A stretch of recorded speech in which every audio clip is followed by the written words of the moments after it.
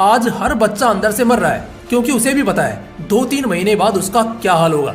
लेकिन मैं पूछता हूँ, क्या तुम कम से कम अब भी सीरियस हो?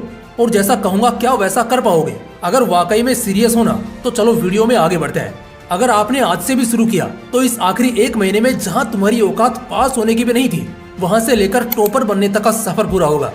11 बहुत इफेक्टिव स्टेप्स के बारे में बात करूंगा। हर स्टेप को अंडरलाइन कर लेना, बहुत ज्यादा फायदे में रहोगे।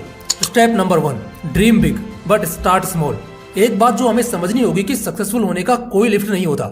ऐसा कोई लिफ्ट बना ही नहीं है कि जिसमें घुसे, बटन दबाए और पहुंच जाए जितनी ऊंचाई पर पहुंचना चाहे। सच्चाई ये है कि तुम्हें सीढ़ियां लेनी ही पड़ेंगी। ये पहला स्टेप कहता है तुम्हें सोचना बहुत बड़ा है। बेशक तुम्हारा टारगेट 85 प्लस, 90 प्लस, 95 प्लस का होना चाहिए, लेकिन कोशिश 0 से शुरू होनी चाहिए। अब जब स्टूडेंट्स को अचानक ये रियलाइज होने लगता है ना कि बहुत कम टाइम बचा है, तो सीढ़ियां चढ़ने का नहीं सोचते बल्कि सीधा लिफ्ट चाहते हैं। लेकिन अफसोस, जब ऐसा लिफ्ट बना ही नहीं तो मिलेगा कैसे? इसलिए छोटी शुरुआत करो। मे भी एक बहुत छोटा सा हिस्सा तुम्हारे सिलेबस का या कोई छोटा सा चैप्टर, और एक मोमेंटम बनने दो। कंपाउंडिंग इफेक्ट का फायदा होने दो। आज तुम्हारा पिक किया हुआ एक चैप्टर एक छोटा सा हिस्सा है एग्जाम पॉइंट ऑफ व्यू से, लेकिन तुम्हें जानकर शायद झटका लगेगा जब आखिरी तारीख को उसी बुक को पढ़ोगे ना, तुम वो किताब खत्म कर चुके होंगे। समय कम है मगर फिर भी छोटी शुरुआत करो अगर ब्रिलियंट स्कोर करने का सोचा है तो। Step number 2, direction matters. शुरू तो तुमने कर लिया, तुम सफर में आगे भी बढ़ रहे हो, लेकिन एग्जैक्टली तुम कहाँ जा रहे हो ये पता होना बहुत जरूरी है। उस रास्ते पर चलना फिजूल है जहाँ से मंजिल का कोई वास्ता नहीं है। ठीक उसी तरह तुम किस तरह से अपनी प्लानिंग करते हो ये ज्यादा मायने रखेगा। कहीं तुम इस तरह तो नहीं पढ़ रहे जिस तरह एग्जाम का पैटर्न मैच ही नहीं कर रहा हो, या फिर उस पर ज्यादा ध्यान दे रहे हो जो एग्जाम पॉइंट ऑफ व्यू से बहुत कम मायने रखता हो। इसलिए अपने टीचर्स या सीनियर की मदद से एग्जैक्टली सिलेबस को अच्छी तरह जानो और एक अच्छी प्लानिंग बनाओ कि तुम शुरुआत कहाँ से करोगे और कैसे तुम 1 महीने में सारे पोर्शन को टैकल करोगे। एक माइंड मैप तुम्हारे हाथ में होना ही चाहिए। Step number 3, speed your study. तुम्हारे याद करने की स्पीड को नॉर्मल से थोड़ा ज्यादा करना पड़ेगा। जिस तरह हम YouTube पर कोई वीडियो लेक्चर देखते हैं तो टाइम बचाने के लिए उसे 2x कर देते हैं, उसी तरह अब जब पढ़ाई करने बैठे हो, यहाँ तुम कितने मिनट्स के अंदर क्वेश्चन सोल्व करते हो, क्वेश्चंस याद करते हो और कॉन्सेप्ट समझते हो, ये सब बढ़ाना बहुत जरूरी होगा। बिना स्पीड बढ़ाए काम नहीं हो सकता, लेकिन स्पीड कैसे बढ़ाना है ये भी बताऊंगा। पहली चीज कि कॉन्सेप्ट को समझने में ज्यादा से ज्यादा टाइम दो और उसे किसी तरह अपने इमेजिनरी चैप्टर से ऐड करो जिससे तुम कभी भूलोगे नहीं। और अगर कॉन्सेप्ट समझ आ जाता है फिर तुम्हारे लिए उसके क्वेश्चन सोल्व करना पहले से बहुत ज्यादा आसान हो जाएगा और रटने का भी टाइम बच जाएगा।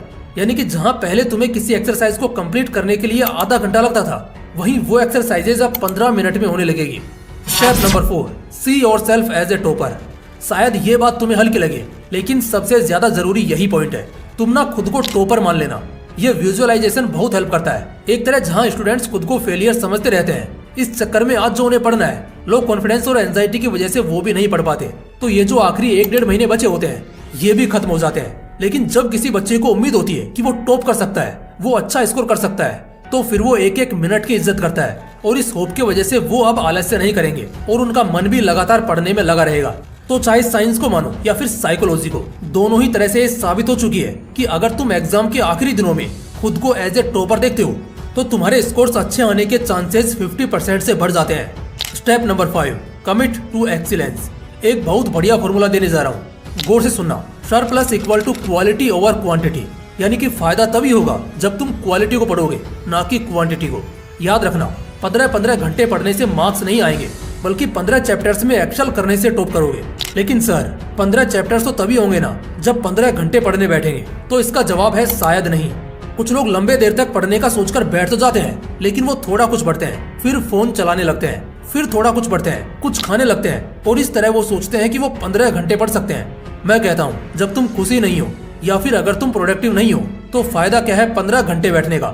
इस स्टेप से बस इतना क्लियर करना था कि माना टाइम कम है और सिचुएशन कॉम्प्लिकेटेड है, लेकिन ऐसी हरकत करके तुम इसे और कॉम्प्लिकेटेड कर लोगे। इसलिए ज्यादा से ज्यादा चीजें कम से कम समय में पढ़ने की कोशिश करनी है, ज्यादा घंटे पढ़ने की नहीं। Step number 6, decisive and action oriented. दोस्तों, एक बहुत बड़े फिलोसोफर ने एक बड़ी अच्छी बात कही थी कि अगर तुम्हें एवरेज आउटकम चाहिए तो जो सारे लोग कर रहे हैं ना वही रिपीट करो। एवरेज या बिलो एवरेज तक पहुंच ही जाओगे। लेकिन अगर तुम्हें गोल्ड लेवल का आउटकम चाहिए तो तुम्हें अपने भी एफर्ट्स डालने होंगे। इसका मतलब है कि सिर्फ रटना नहीं है, बल्कि क्रिएटिव होकर इसी चीज को और बेहतर तरीके से कैसे किया जा सकता है इसका सिलेक्शन करना है। एक्शन ओरिएंटेड का मतलब होता है कि तुम किसी भी प्रॉब्लम से डील करने के लिए कितने उत्साहित हो या कितने कैपेबल हो ये दिखाता है। तो जब कुछ दिनों में इतना कुछ कवर करना है तो हमें डिसाइसिव एंड एक्शन ओरिएंटेड होना पड़ेगा। ये बहुत ज्यादा हेल्प करता है। Step number 7, follow PRP rule, यानी प्रैक्टिस, रिवाइज एंड प्रैक्टिस। चाहे दुनिया का सबसे हाईएस्ट पेड टीचर भी आकर तुम्हें सिखाएगा ना, तब भी वो तुम एक ही बार में सीख जाओ ऐसा पॉसिबल नहीं है जब तक तुम उसकी प्रैक्टिस नहीं करोगे। प्रैक्टिस करना, फिर उसका रिवीजन करना और फिर दोबारा से प्रैक्टिस करना, एग्जाम आने तक बस यही करना है। लोग कहते हैं ना, क्या फायदा प्रैक्टिस का जब पढ़कर भी काम चल सकता है। तो भाई सुनो, जब तक तुम्हारा हाथ नहीं बैठेगा ना, तब तक तुम एक एवरेज ही रहोगे। और जब बात एवरेज से टॉपर बनने की आती है ना, उस वक्त तुम्हें प्रैक्टिस करना ही पड़ेगा। और सबसे बड़ी बात ये होती है कि जब आदमी काफी ज्यादा प्रैक्टिस कर जाता है ना, तो वो आजाद हो जाता है। फिर उसे किसी भी प्रॉब्लम को सोल्व करने के लिए किसी की जरूरत नहीं होती, क्योंकि दिमाग खुद ब खुद इतना मजबूत हो जाता है कि वो प्रॉब्लम्स के सॉल्यूशंस आसानी से निकाल सकता है। यही सबसे बड़ी बात होती है। ठीक इसके बाद रिवीजन करना होता है और तुम मिस्टर परफेक्ट बन जाते हो, यानी कि अब तुम्हारे 90+ आना तय है। Step number 8, switching the friends mode. एक और सबसे जबरदस्त पॉइंट बताऊंगा। जो दोस्ती यारी चीज होती है ना, ये एक आम आदमी को बहुत ऊंचा भी उठा सकती है और नीचे भी गिरा सकती है। वजह बताता हूँ। शायद एक बहुत बेचारा सा लड़का भी एक अच्छे ग्रुप में रहकर 10 गुना बेहतर हो सकता है, और एक बेहतर लड़का भी खराब ग्रुप में रहकर बहुत खराब बन सकता है। ये बिल्कुल पॉसिबल है। तो देखो, दोस्ती यारी तो पूरे साल कर ली, अब 1 महीने के लिए दोस्तों में बदलाव करो और ऐसे ग्रुप को ज्वाइन करो जिसमें सब 80 to 90% लाने की काबिलियत रखते हैं। टॉपर्स खुद बताते हैं कि उनको सबसे ज्यादा सपोर्ट किसी चीज से मिला है, तो वो है ऐसा फ्रेंड सर्कल जो कुछ इस तरह का एनवायरनमेंट ही क्रिएट कर देता है कि आदमी को पढ़ाई के अलावा कुछ दिखता ही नहीं है। और इसमें भी खास बात यह है कि बहुत सारी चीजें तुम्हें ऐसी इंपॉर्टेंट पता चलती हैं जिसे तुम शायद कहीं और रहकर या अकेले में नहीं सीख पाओगे। तो इसलिए फ्रेंड मोड को स्विच करना बहुत ज्यादा जरूरी है।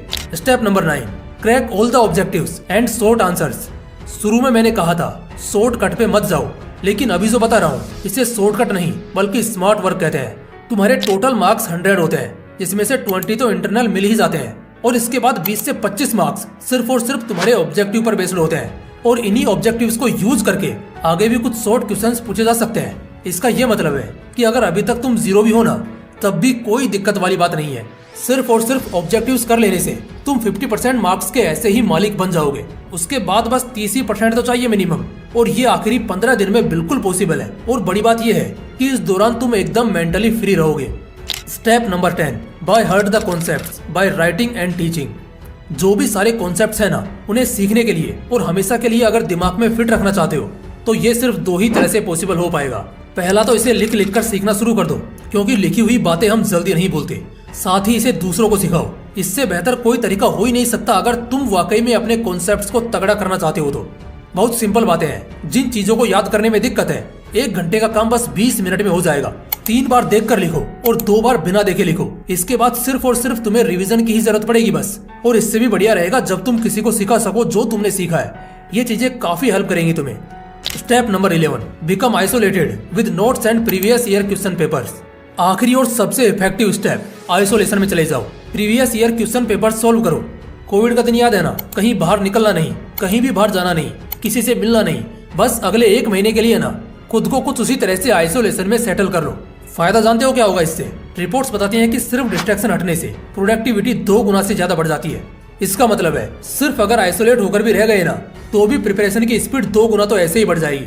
और सबसे बड़ी बात की इस बीच तुम्हें पिछले 5 साल के क्वेश्चन पेपर्स की सोल्विंग चालू करनी है। हर एग्जाम सेम ही होता है, बस कुछ चेंजेस के साथ। ऐसा ही इस साल भी होने वाला है, तो याद रखना इन बातों को। दोस्तों, आज के इस वीडियो में हमने जिन 11 स्टेप्स के ऊपर बात करी है ना, इसे अच्छे से अपने लाइफ में एग्जीक्यूट करना है।